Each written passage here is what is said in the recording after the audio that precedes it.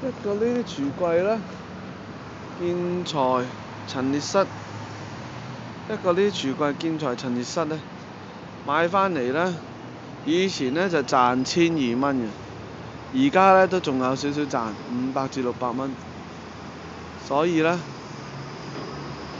喺聖保羅街呢度咁多建材公司，你諗下而家一個月即係賣2個貨櫃，咁咧有個人咧仲可以係上網咧，係可以賣俾啲人啊，賣俾啲人可以上網，跟住做下，而呢樣嘢咧係揾錢嘅，因為唔使皮費啊嘛。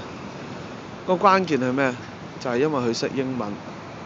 原來咧識英文咧，本身喺美國咧係好多市場可以做到好多嘢嘅。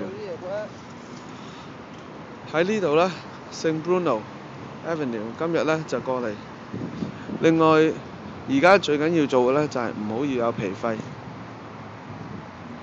做餐館，如果10000蚊生意，打你2個人都2000蚊啦。咁你仲有個租咧2200蚊，咁嗰度已經去咗6200蚊啦。仲有啲稅啊、使費啦，所以都做唔過。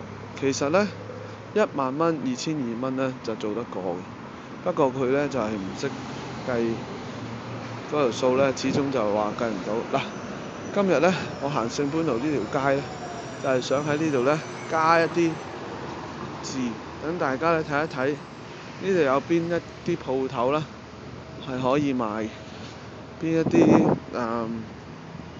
嗰啲餐館係可以 on sale 咧。而家睇一睇喺呢條街咧，只要揾到一個鋪位咧係 work 嘅咧，就可以介紹㗎啦。